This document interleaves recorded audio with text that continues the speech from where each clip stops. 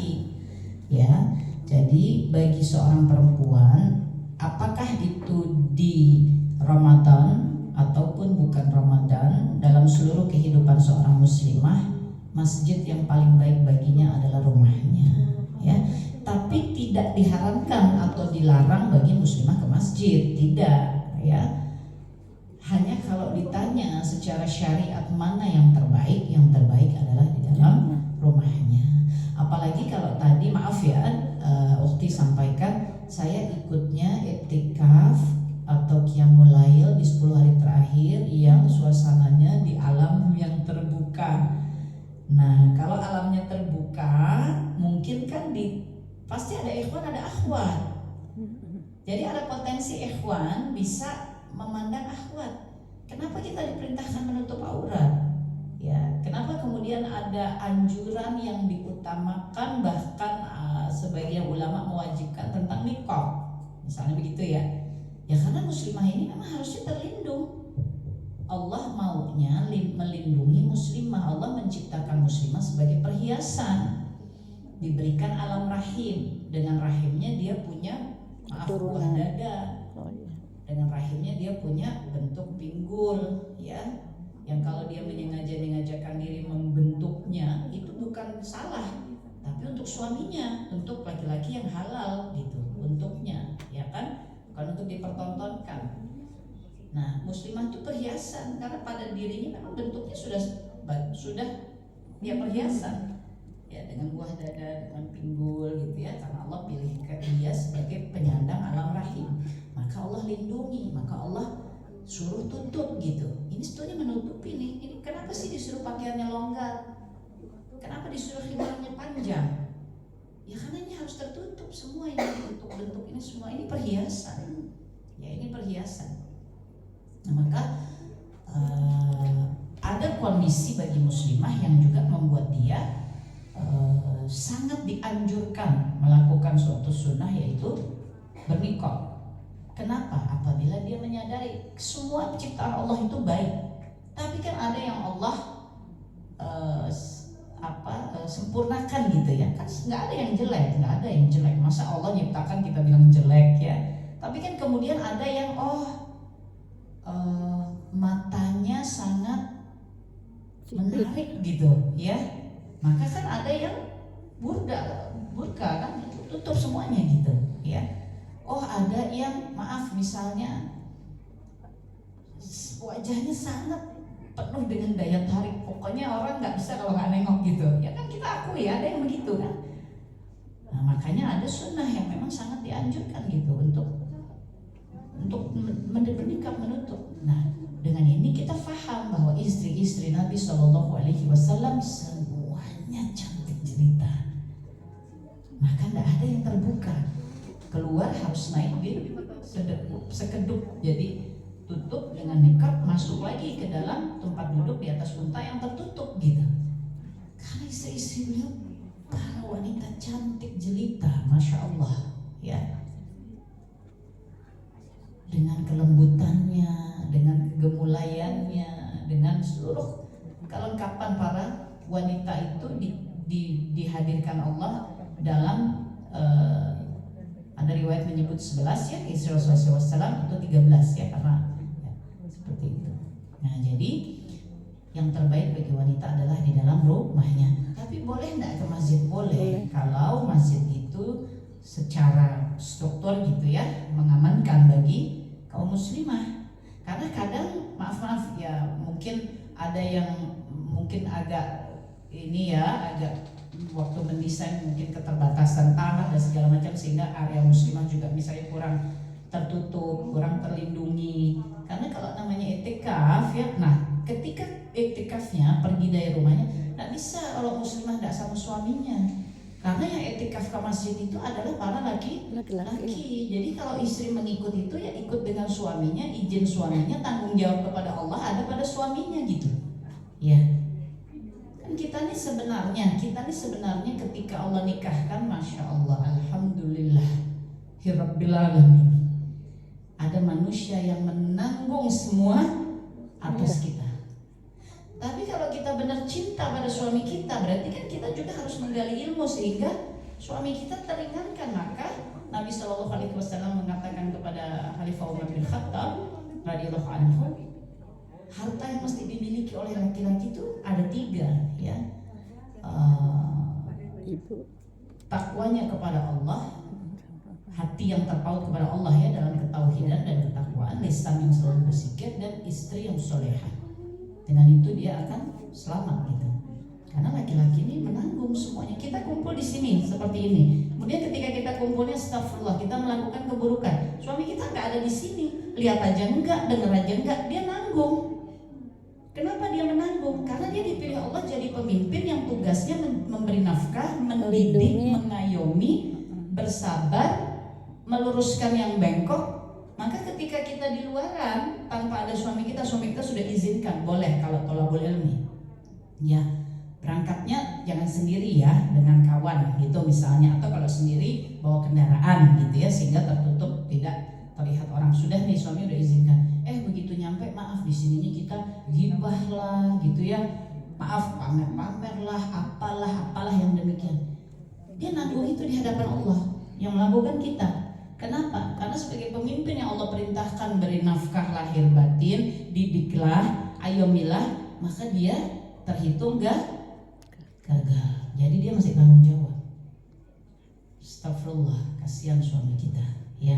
Jadi yang terbaik bagi wanita adalah di dalam rumahnya. Kira-kira gitu ya, Allah a'lam.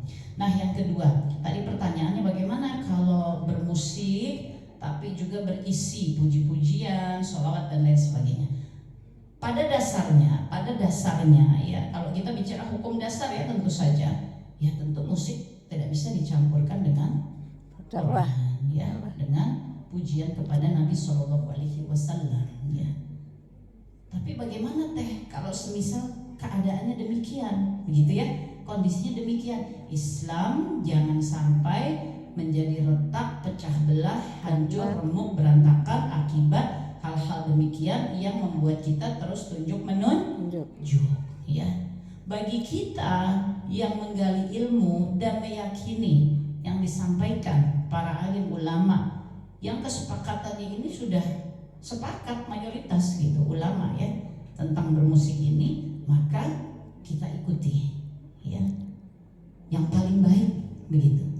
Tapi kalau saya ingin bagaimana kalau keinginan itu masih ada, kalau niatnya itu baik, kalau seluruhnya dikemas dalam ikhtiar dakwah ya, semoga Allah mengampuni, semoga Allah memberikan keluangannya, wallahu a'lam ya, wallahu a'lam. Tapi bagi teteh secara personal dengan Allah izinkan gitu ya, bertambahnya pemahaman, bertambahnya ilmu ya, lalu kita belajar dari ulama-ulama ya, dari turun-temurun Syekh Ibnu Utsaimin, Syekh bin Baz ya, ulama-ulama besar yang sering disebutkan seluruh kajian-kajiannya begitu. Maka sesuatu yang sumbernya Quran maka tidak dicampur baurkan dengan musik ya, yang demikian. Cukup ya? Ya. Tapi sekali lagi jangan menimbulkan perpecahan, jangan menimbulkan kekisruhan, jangan menimbulkan tunjuk menunjuk. Enggak, jangan ya. Karena kita berhusnuzon bahwa seluruh yang melakukannya pun ikhtiarnya bermaksud kebaikan kan? Ya, bermaksud kebaikan. Karena yang disampaikan kan kebaikan, yang disampaikan salawat, yang disampaikan. Nah, misalnya nasyid, maka kita memilih nasyid yang tanpa musik ya. Nasyid tanpa musik saja, Masya Allah sekarang dengan misalnya 5-6 orang yang bernasyid, kita suka mendengarnya seperti sudah bermusik ya gitu. Tapi karena Islam itu tentang hukum ya, sepanjang di situ tidak ada musiknya, walaupun terdengar seperti ada musik ya tidak apa-apa, karena memang tidak ada musiknya di sana gitu ya. Banyak sekali insya Allah cara-cara lainnya ya yang tersedia. Wallahu a'lam bishawab.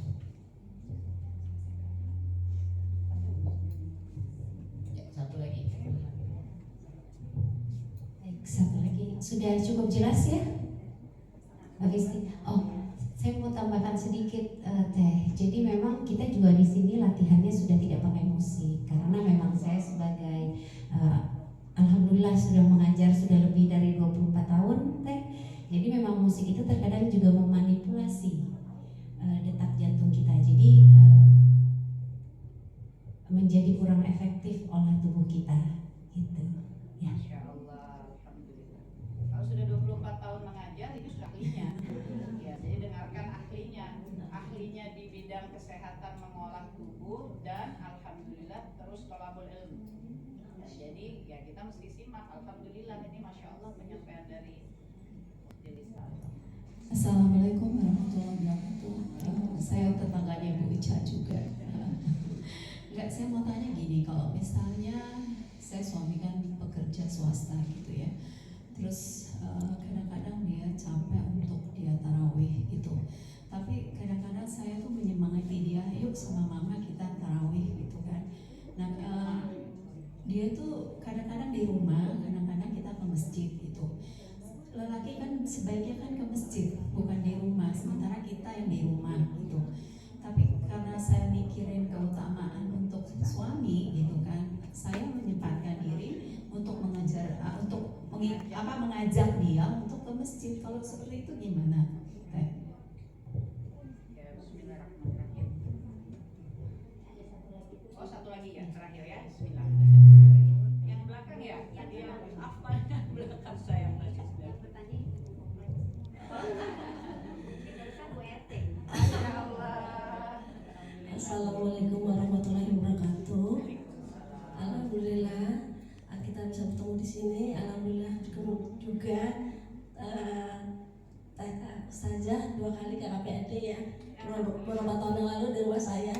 Ya alhamdulillah. Ini yang saya tanyakan adalah gimana utang-utang puasa ketika kami masih gadis tuh yang belum dilunasi gitu loh sampai sekarang. Apakah bisa dibayar dengan fidyah atau dengan puasa juga? Terima kasih. Waalaikumsalam. Masih muda harus double.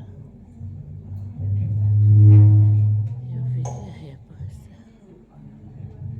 Baik, bismillahirrahmanirrahim.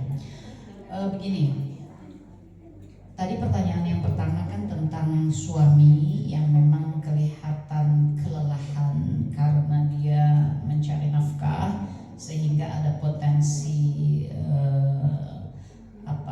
lalai gitu ya daripada menghidupkan malam atau qiyamul lail, karena tarawih itu bagian dari qiyamul lail kan ya. Ada bedanya ya qiyamul lail dengan tahajud. Ya, kalau tahajud itu sholat tahajud dia dilaksanakan setelah seseorang sejenak tertidur gitu ya. Tapi kalau qiyamul lail itu menghidupkan malam. Jadi sholat yang dilakukan dalam rangka menghidupkan malam ya tidak perlu tidur dulu, tapi namanya bukan tahajud. Maka ada tarawih ya, ada sholat taubat, ada sholat witirnya ya, kira-kira seperti itu. Nah gini, Islam itu kan mudah ya. Kita harus melihat laki-laki yang Allah tunjuk sebagai pemimpin dengan kewajiban mencari nafkah, sehingga kelelahan yang dia alami ini akibat dari ia menjalankan kewajibannya kepada Allah untuk mencari nafkah. Apa yang harus kita lakukan? Karena kita juga ingin menyemangatinya untuk qiyamul lail ya, maka kita bisa mengakalinya dengan semisal membiarkan dia beristirahat dulu. Tentu salatnya yang wajib ditunaikan terlebih dahulu ya. Nah, setelah beristirahat sejenak bangun, maka dia bisa melaksanakan tarawih, dia bisa melaksanakan tahajud, dia bisa melaksanakan witir. Kalau memang kelelahannya amat sangat, karena tentu ada para pria ya, suami kita ini, suami-suami para muslimah ini yang misalnya memang kerjanya berat gitu ya, apakah di lapangan kerja yang berat ya. Maka kalau dia membutuhkan istirahat, justru kita membantu bagaimana mengaturkan agar dia bisa istirahat dulu sejenak. Kita tidak ingin dia lalai bablas gitu sehingga tidak melaksanakan qiyamul lail ya, begitu. Sebab tadi ada tahajud kan ya, tarawih itu juga qiyamul lail, menghidupkan malam. Jadi sebetulnya dia boleh dilakukan di sepanjang malam. Hanya niatnya memang qiyamul lail ya. Kalau setelah tidur sholat yang dilakukan itu tahajud. Tapi di waktu tahajud masih boleh enggak tarawih? Masih boleh gitu ya. Karena dia dilakukan sepanjang malam untuk menghidupkan malam ya, seperti itu. Memang tarawih itu biasanya digandeng dengan isya kan, seperti itu.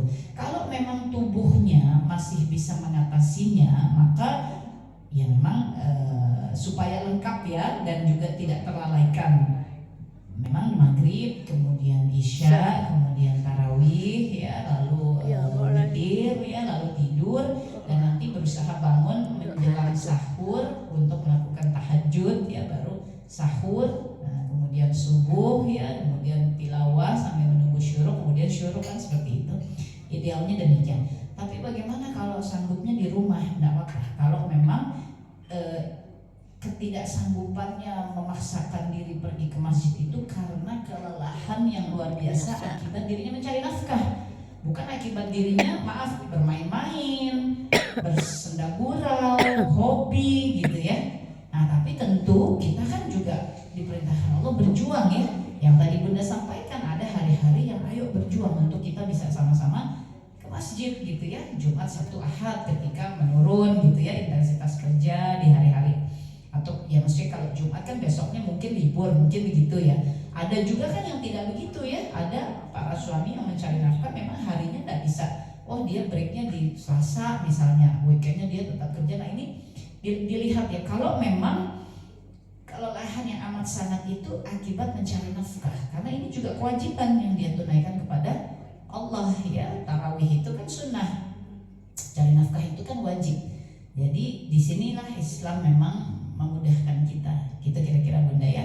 Ya pada waktu yang luang beliaunya sanggup. Tapi gini, tentu kita harus melihat kalau sesungguhnya kelelahan itu adalah kelelahan yang ya bisa kita atasi gitu ya. Untuk misalnya berangkat ke masjid, ya sebaiknya berangkat ke masjid.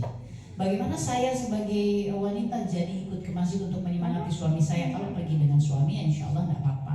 Wanita itu tidak ada larangan ke masjid. Tapi kalau pertanyaannya yang terbaik, maka Nabi SAW menyampaikan yang terbaik bagi wanita adalah di rumahnya. Masjid yang paling baik bagi wanita itu ya rumahnya. Rumah itu masjid bagi seorang wanita gitu ya. Kira-kira wallahu a'lam bishawab. Yang terakhir tadi apa pertanyaannya? Astagfirullah.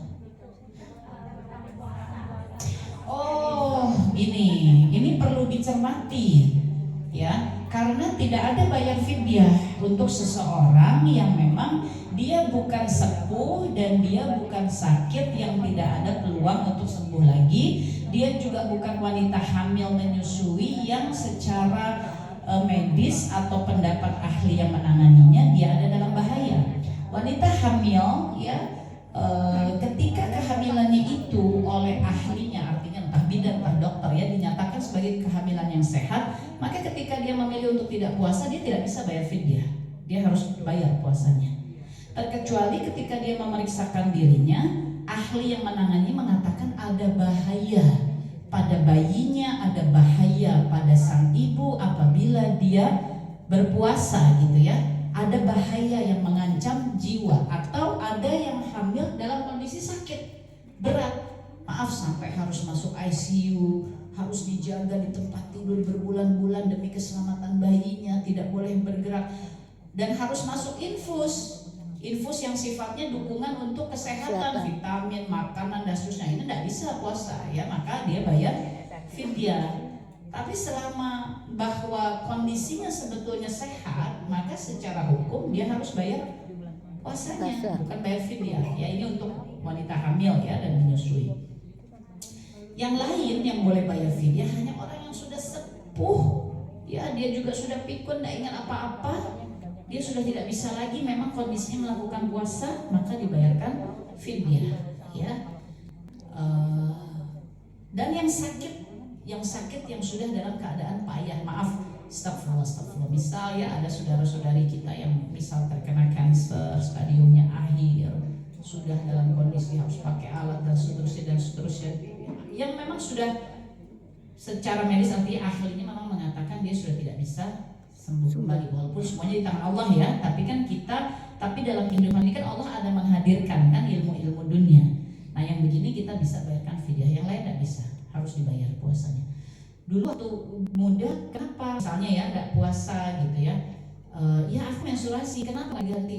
Ya lupa aja, nggak bisa. Ini harus kita cermati. Kalau kita bisa hitung ya, maka itu masih terhutang ya kepada Allah. Apalagi kalau kondisi kita saat ininya masih sehat, ya kan? Berarti tidak ada kondisi fidyah kan? Karena kita salin pun masih sehat. Maka coba untuk menghitungnya, memikirkannya. Misalnya gini, Iya, saya teringat deh, saya tuh waktu zaman kuliah gitu ya, emang bandel banget deh gue tuh. Misalkan ya, gue kalau mens bulan puasa mens, abis itu udah deh gue males gantinya. Misal ya, nah kuliah berapa lama nih?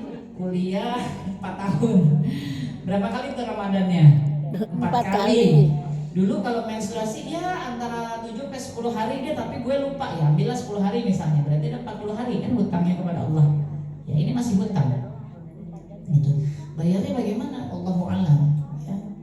Bisa dicicil dibayarkan ya sebagai pengganti karena kan sehat saat ininya. Masa mau bayar fidyah? Gak bisa, gak ada hukumnya yang sehat bayar fidyah gitu ya. Tapi kan dulu aku gak ngerti rasanya kaum muslimin kalau orang tuanya juga seorang muslim kayaknya gak mungkin deh gak ngerti bahwa puasa Ramadan itu wajib. Kalau gak puasa mesti dibayar. Rasanya hampir bisa dipastikan kalau datang dari keluarga muslim ya, insya Allah paham, apalagi kalau sudah akil balik pada saat itu. Ya mungkin kita memang lalai, bandel ya, sama teteh juga mengalami kan masa-masa begitu ya. Nah itu kita mesti bayarkan ya puasanya. Kira-kira begitu ya. Allah a'lam. Baik, kita akan sampai di penutup karena hari ini juga tadi kita menyinggung ya Palestina, dan dalam safar dakwah ini dalam Ramadan ini, dalam safar dakwah ini kita melaksanakan